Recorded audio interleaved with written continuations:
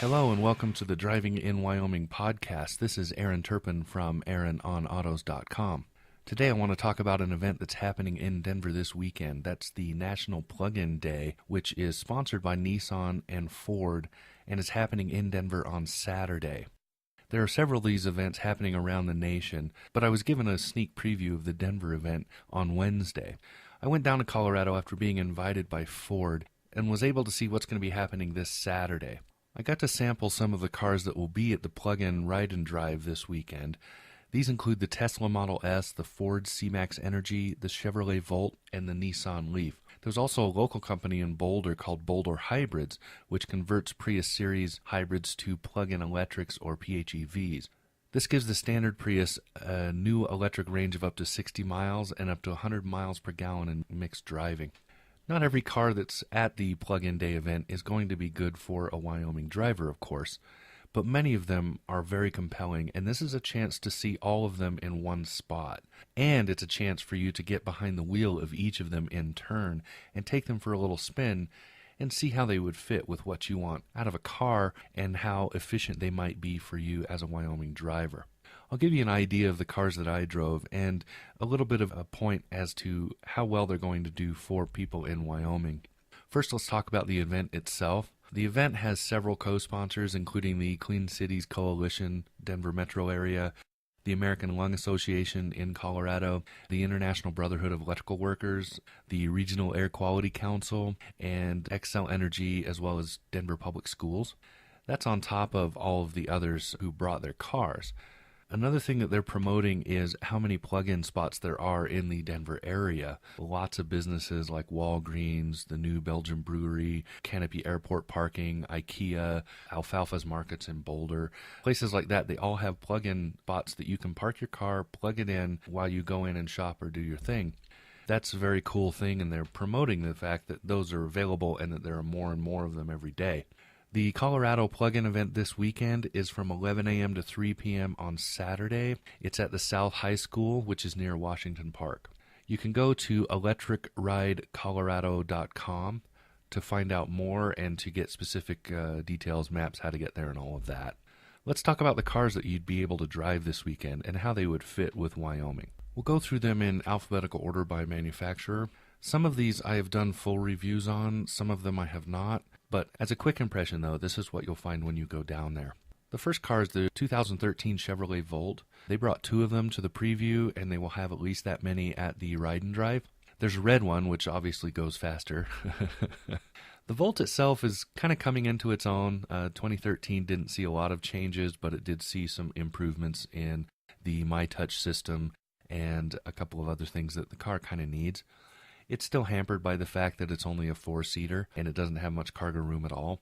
In Wyoming, you'll want to note that it's not as fuel efficient on the highway and freeway as it is around town, which is what it's made for. And also, it has a very low clearance, and that is going to interfere if you are a driver in a town like Pine Bluffs here, where you need a fair amount of clearance to get just down the road because of the large drainage divots. But the Volt is a very refined ride. It rides very nicely. It drives very well. It's nicely balanced. It's a good car if you live where it can be used. Last time I checked, I believe there were only two Volts in the entirety of Wyoming. One of them is Casper and one of them in Cheyenne. It's a capable car and it's worth checking out. Next is a Ford product, the Ford C-Max Energy. They may have a Ford Fusion, I was told, also. Fusion Energy, which is the plug-in of that midsize sedan. Whichever one you get to drive, though, these are beautiful cars. Ford's new styling is really, really nice. It's very spot on. The C-Max Energy is a good choice simply because it's a 5-door hatchback, so it's a good people mover, has plenty of space, but it is not a big car, so it's not a big, heavy vehicle. It's available also as a standard hybrid and a regular gasoline car.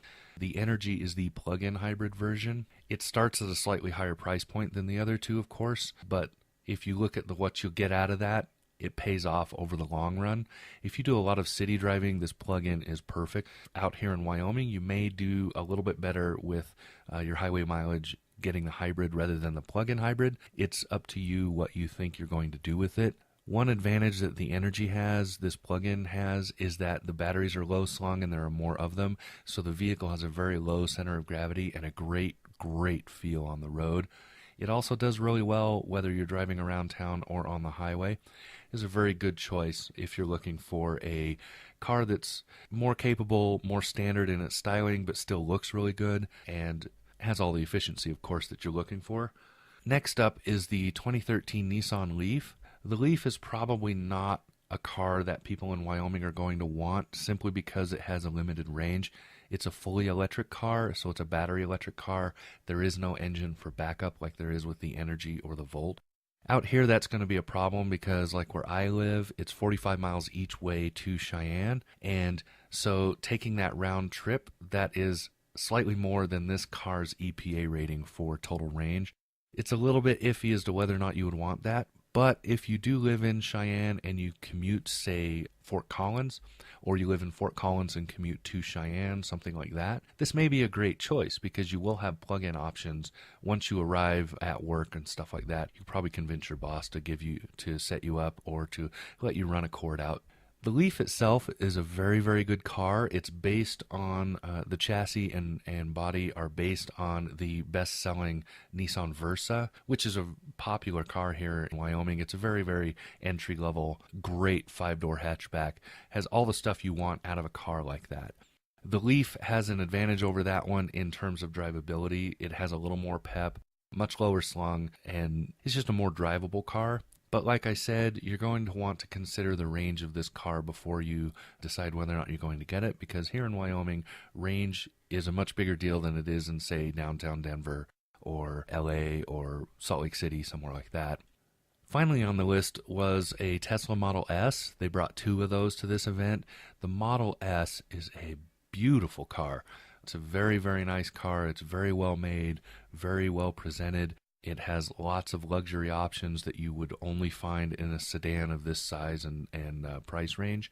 It's a fully electric car, but its base model has an electric range of about 230 miles, so you are not going to worry too much about how far you're going to get with the car. It should be noted that Tesla has a proprietary charging system, so it will not natively plug into most of the charging stations you will find, but it will plug into any 110 or 220 wall outlet. You'll need an adapter for the 220 and so forth, but Tesla can show you what all of that is. As far as driving, this is a beautiful mix of European sports car feel and contemporary American and Euro styling. It's just a beautiful car to look at. It drives exceedingly well.